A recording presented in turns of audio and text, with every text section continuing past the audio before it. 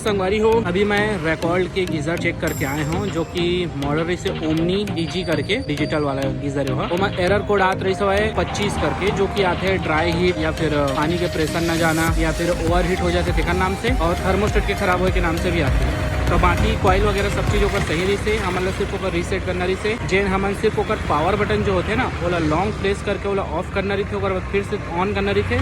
मतलब 2 बार कंटिन्यू ऐसे करवे ना तो रीसेट हो जाते। तो ऐसे करके हमारे जो गीज़र है एकदम ओके होगी सब है। चलो हमारे मिलते हैं फिर नया वीडियो में।